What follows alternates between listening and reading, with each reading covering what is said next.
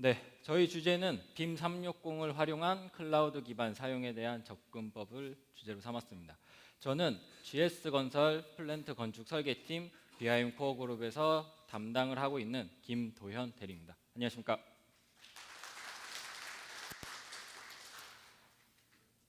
먼저 저희가 주제를 진행하기 전에 제가 몸담고 있는 비하임 코어 그룹에 대해서 간략하게 소개드리도록 하겠습니다.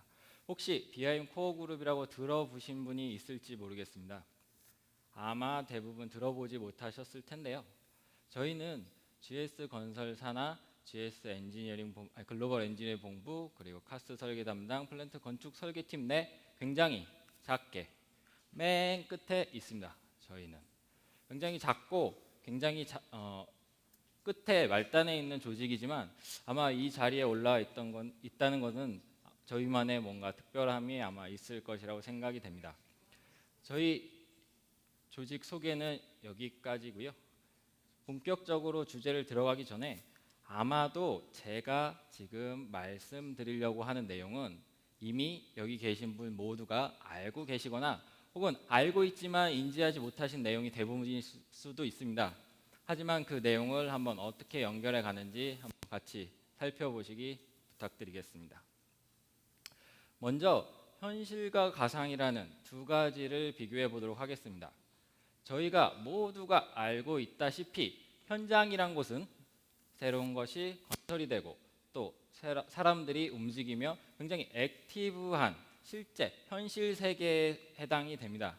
그 속에서는 가상이라는 것을 뭔가 상상하기는 굉장히 힘들죠. 반면 사무실 안으로 들어와 보겠습니다. 저 끝에 있는 사진과 같이 컴퓨터에 앉은 누군가가 수많은 일들을 해냅니다. 저희가 하고 있는 BIM, 3D 뿐만 아니라 도큐먼트 워크까지 대부분 요새는 컴퓨터를 통해서 합니다.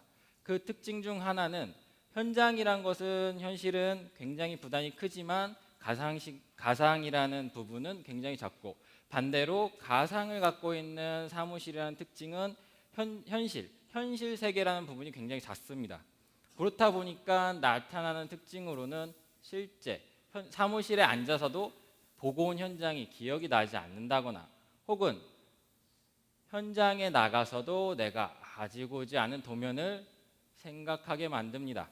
여기서부터 저희의 고민은 출발했습니다. 혹시 앞에 이제 그림을 제가 하나 가져다 놨는데요. 이 그림이 뭔지 아시는 분 있을까요? 제가 이 그림을 한 3등분 정도로 나눠봤습니다. 이 그림은 제가 현장에서 빔 360 기반으로 했던 일들입니다.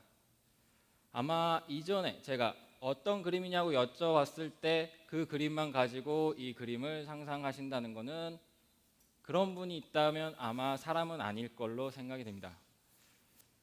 실질적으로 그 그림이 어떻게 이 그림이 되는가? 방금 저희는 현실과 가상에 대해서 얘기를 해봤습니다. 가운데 보시면 빔 360이라는 것이 있습니다. 그리고 저 부분은 위에 사이트라고 써있죠. 사이트라는 건 현장을 얘기하고 그 공간은 가상이라는 것이 굉장히 침투하기 어려운 그런 조건을 가지고 있습니다. 그 뜻은 반대로 얘기하면 가상이란 공간이 굉장히 효율적이어야 되고 반대로 제한적으로 설계가 돼야지 현장에서 제대로 쓸 수 있다는 특징을 가지게 되는 것이죠. 저희가 맨 처음에 빔 360을 하자라고 시작해서 빔 360을 쓰게 됐던 건 아니었습니다. 쉽게 말씀드리면 저희는 현장에 가기 위해서 BIM, 쉽게 말씀드리면 레빗 기반으로 뭔가 준비가 되었죠. 준비를 했고 현장에 가게 되면은 저 끝에 보이시는 오피스라고 있는 엑셀, 나비수억, 레빗, PDF 등등 기타 우리가 이미 발주처나 혹은 일의 업무의 아웃풋으로 나와야 되는 것들은 이미 결정되어 있는 겁니다. 그거를 하는 데 있어서 가운데 빔 360이 현장에서 있는 역할을 한 거고 이 빔 360이라는 걸 알기 전에 여러 가지 프로그램을 가져다 놓고 이밸류에이팅 그리고 미팅을 해서 최종 결정된 것이 바로 빔 360이었습니다. 한번 이 부분에 대해서 좀 더 살펴보도록 하겠습니다.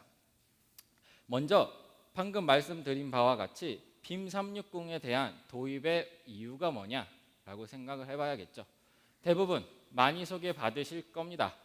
글루를 통한 모델 뷰 혹은 마크업, 페이퍼리스, 기타 등등 여러 가지 이유가 있습니다. 그래서 여러분들은 어떤 선택을 하시고 어떤 고민을 하시는지 잘 모르겠습니다. 중요한 것은 BIM 360 혹은 이 클라우드 기반 서비스를 왜 적용해야 되는지를 생각을 먼저 해야 된다고 저희는 생각을 하는데요. 깨딱하면 이런 일이 생깁니다. 주객이 전도가 되죠. 빔 360을 사다 놓고 이거를 어디다 쓰지? 라고 하는 경우도 간혹 발생합니다. 아마 많은 분들이 알고 계실 거라고 생각을 하고요. 그래서 저희가 고민하는 건 크게 항상 시작을 이렇게 합니다. 이게 우리가 하고 있는 것의 대체인지 혹은 개선을 하는 것인지 혹은 이미 우리는 그대로 하는데 또 다른 일인지 이거를 어떻게 접근하고 어떤 설정을 하느냐에 따라서 사용자는 굉장히 시비하게 반응을 합니다. 보통 추가라고 말씀을 드리면 내가 어차피 이 일을 하고 있는데 왜 이거를 더 해야 하는가 라는 고민에 쌓이고 어차피 주 52시간인데 그 속에서 뭘 할 수 있는가 부터 해서 여기서 던질 수 있는 질문은 너무 많죠. 하지만 이 부분이 어떻게 나타나야 되는지 뒤에 가서 간단하게 살펴보도록 하겠습니다. 먼저 제가 현장에 가기 전에 우리가 지금 빔 360뿐만 아니라 BIM이 없이 현장을 간다면 어떻게 일을 해야 하는가 라고 생각을 했을 때 현장 가면 도면 뽑고 도면 뽑은 걸로 미팅을 하고 그리고 필요한 거 마크업하고 필요한 내용이 있으면 체크한 다음에 사무실에 들어오면 결국에 하는 건 컴퓨터 잡고 재작업을 하죠. 현장에서 본 내용을 똑같이 새로운 폼에 원하는 것으로 맞춰서 재작업을 합니다. 대부분 담당자나 주니어라고 부르는 인력들이 하게 됩니다. 그렇게 됐을 때 그럼 반대로 우리가 BIM을 하려고 하고 있는데 현장 가서 똑같이 일할 것인가 라는 질문을 던졌고 그래서 시작된 것이 저희한테 빔 360이었습니다. 간단하게 사무실에서 준비한 내용이 빔 360에 그대로 오퍼레이션 되고 현장 나가서 필요한 웍들이 빔 360을 통해서 이루어짐으로써 최종적으로는 그 수많은 데이터가 새로운 폼으로 재작업이 아니라 새로운 폼으로 변하게 되는 것을 원한 것입니다. 아까 요 전장에 있었던 대체, 개선, 추가 중 저희는 개선을 선택했죠. 그래서 나온 아웃풋을 하나씩 한번 살펴보겠습니다.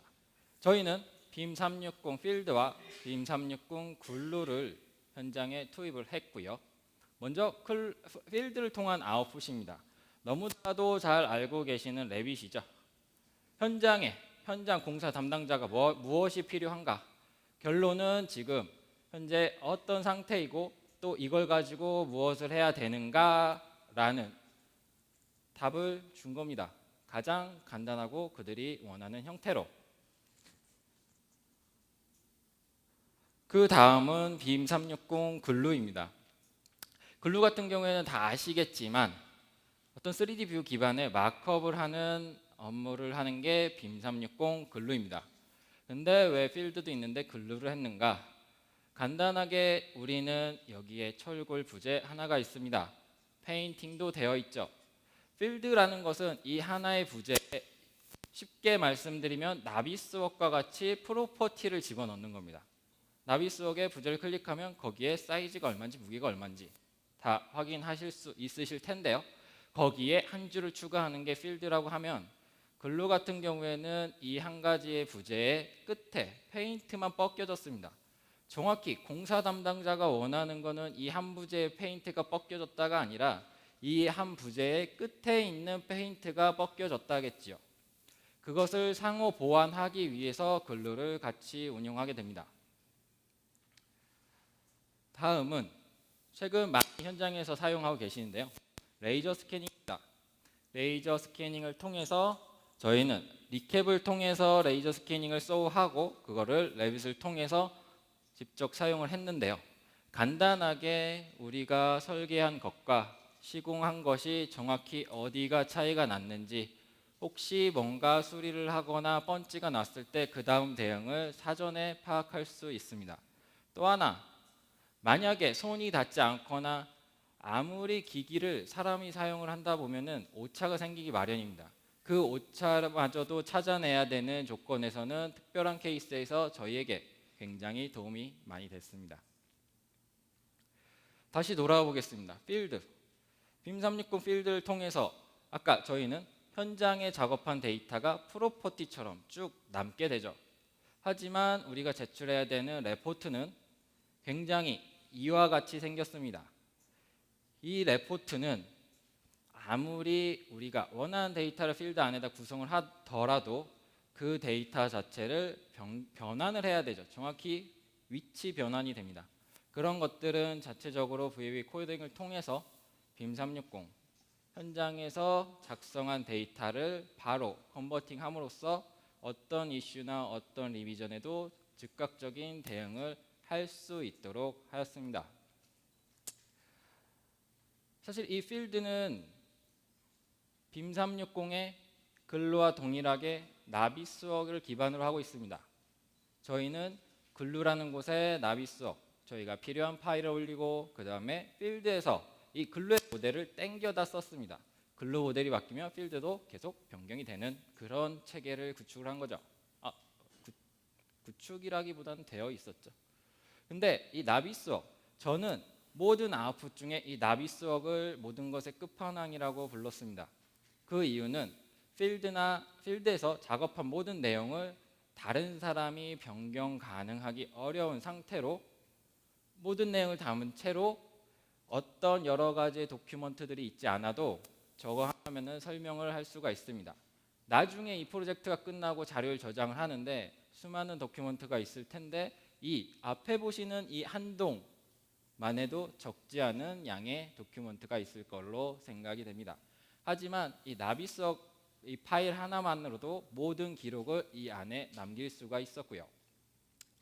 그래서 간단하게 정리를 드리자면 현장에서 한 필드와 글루를 통해서 결국엔 저와 같은 5가지의 아웃풋을 저희는 제가 담당했던 철골 10,000톤 정도 되고요. 총 저 철골 스트럭처 20개 가량 됩니다. 그거를 수행을 했습니다. 아까 말씀드린 바와 같이 글루와 필드를 사용하게 되면은 한 가지 주의하실 점이 생깁니다. 정확히 주의가 아니라 당연한 것인데요. 필드와 글루는 별개의 앱이죠. 그렇게 되면은 2명이 일을 하게 됩니다. 2명이 한 조가 돼서 저희는 일을 할 수 있도록 배치를 하였고요. 첫 번째, 그렇게 배치한 이유가 뭐냐? 우선은 글루와 필드 하나에 대한 판단을 내리는 데 있어서 2명이 크로스 체크를 할 수 있도록 만든 겁니다. 약간 시스템의 힘을 빌어서죠. 한쪽이 안 되면은 나중에 사무실에 들어가서 어차피 안 맞습니다. 둘이 항상 잘 붙어 다니게 되고요. 또 하나, 아까 말씀드린 페인트 예와 같이 2가지를 서로 상호 보완할 수 있도록 체크를 한 겁니다. 맨 처음에 필드만 가지고 적용을 하려고 했다가 살펴보다 보니 현장에서 원하는 바를 더 맞추기 위해서 추가적으로 글루를 가져간 것이죠. 그럼 현장에서는 2명을 투입을 했습니다. 2명이 한 주죠. 그럼 저기 나와 있는 5개의 아웃풋은 몇 명이 작업을 했을까요? 아마 뭐 이렇게 제가 여쭤보는 이유를 다 눈치채셨을 거라고 생각은 되는데요. 저 뒤에 아웃풋은 전부 1명이 담당을 하게 됩니다. 현장에 있었던 시간보다 사무실에 조금 더 있을지는 모르겠지만 1명이 가능하다는 뜻은 이미 저희가 원하는 모든 정보는 이 안에서 다 기입이 되고 구축이 되었고 이 데이터 상태를 어떻게 변화시키냐에 따라서 우리가 아웃풋을 어떻게 내밀 수 있는지 그릴 수 있었다는 뜻이랑 동일할 거라고 생각을 합니다. 제가 굳이 빔 360을 얘기를 할 때 꼭 얘기하는 것 중에 하나가 빔 360을 하기 위해서 하시는 것보다는 뒤에 있는 저 아웃풋에 흥미를 가지시는 게 빔 360 또는 클라우드 베이스의 워킹 프로시저를 선택을 하셨을 때 효과가 아마 배는 더 크겠지만 그보다 중요한 거는 성공 확률이 제 생각에는 90%와 10% 정도의 차이라고 생각을 합니다. 현장에 빔 360 도입하셨습니다. 그 다음에 그건 추가인가요? 대체인가요? 개선인가요? 그 다음에 무엇을 하실 건가요? 발주처에 보여드릴 건가요? 우리가 무엇을 하기 위한 업무인지 한 번쯤 생각을 하다 보면 훨씬 더 좋은 결과의 아웃풋을 저희는 찾지 않았나 생각을 해봅니다. 그럼 이쯤 되면 한번 궁금해지는 게 있습니다. 제가 현장에 갔을 때는 이미 제가 필요한 현장의 도면이 100% 다 있었습니다. 거의 완벽에 가까울 정도였죠.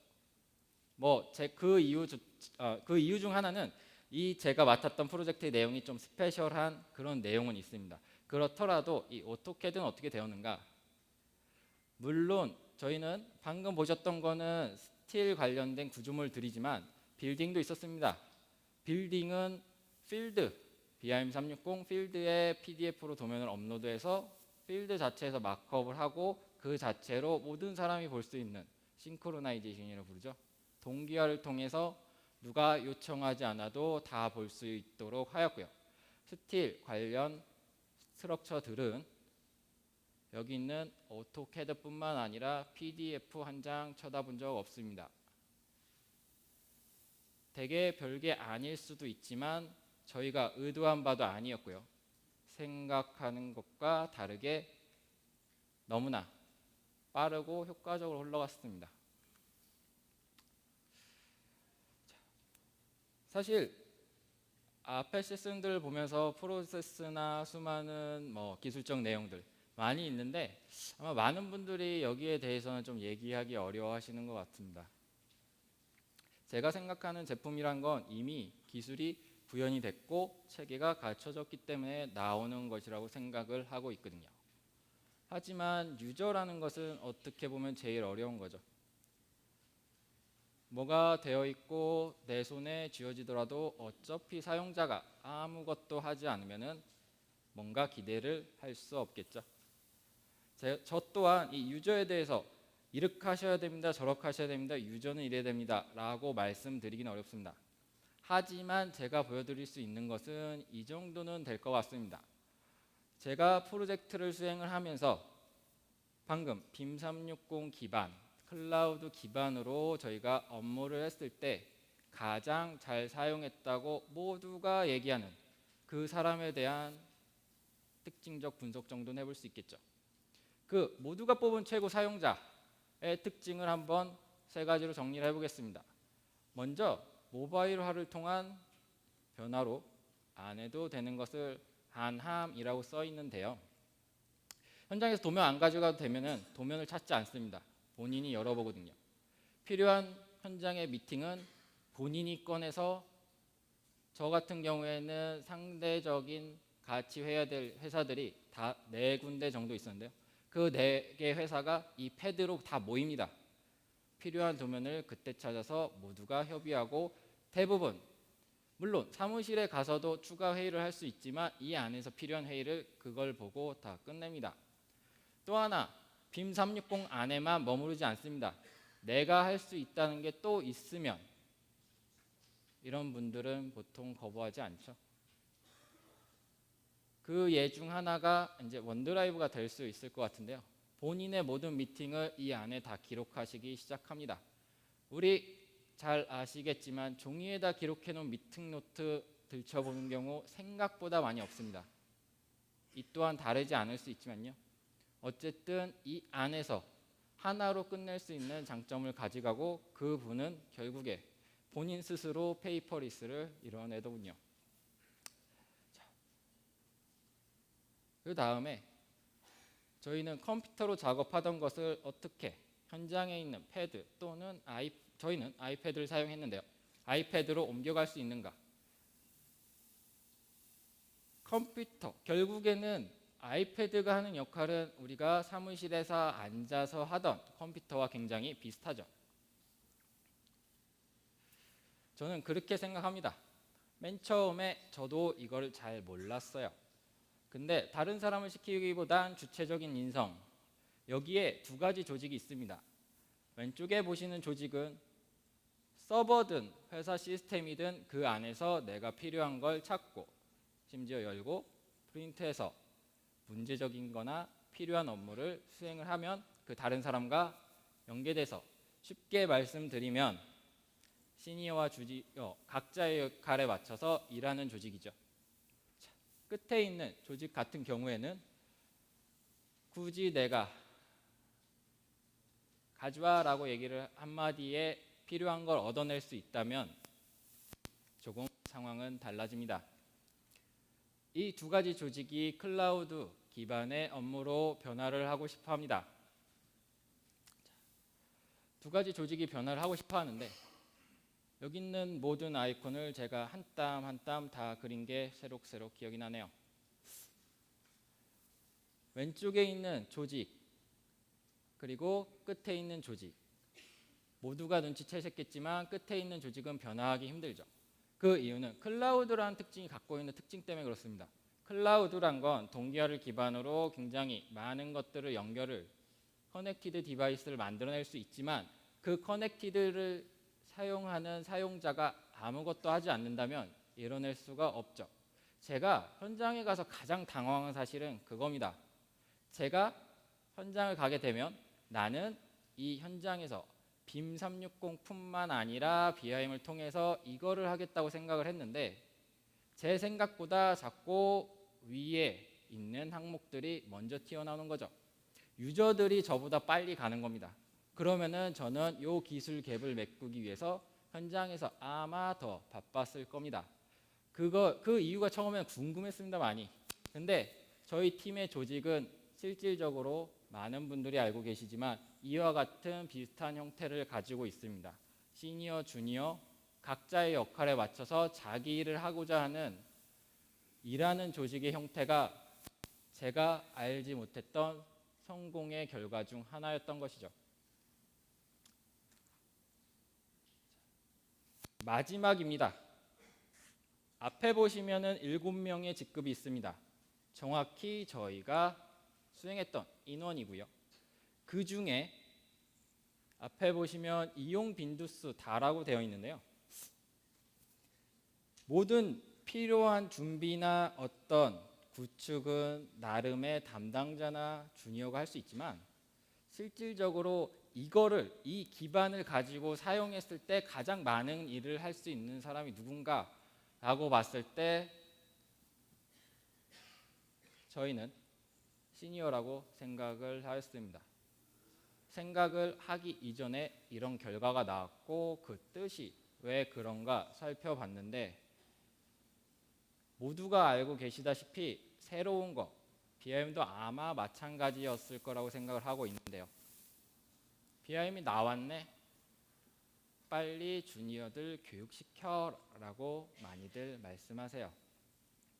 누가 할 건데 담당 TF를 꾸리고 실질적으로 많은 빔 조직들이 비교적 조금 더 영한 인원들로 채워지는 건 저도 알고 있습니다. 그 문제는 실질적으로 한 번 더 생각을 해볼 필요가 있을 것 같아요. 주니어가 하는 일이 무엇인가요? 주니어가 하는 일은 간단하게 시니어가 찾는 일을 하게 되고요. 그리고 시니어가 찾지 않는 일은 반대로 하지 않는다는 뜻이 됩니다. 주니어가 아무리 BIM을 잘하고 빔 360을 잘 쓰고 해도 어차피 시니어는 빔 360이나 BIM을 통해서 일을 하지 않는다면 각자의 역할과 하는 행동은 다르지만 그 기반을 통해서 같이 움직이지 않는다면 어차피 주니어는 그거 하지 않습니다. 이거는 여러 사람과 주니어와 시니어를 인터뷰를 통해서 나온 결과이고요. 그 뜻은 시니어 분들도 이 시장에 직접 발을 어느 정도 들여야 그 조직 또한 주니어와 시니어가 다 살아남을 수 있다는 반증일 것도 같습니다. 제가 준비한 내용은 여기까지고요.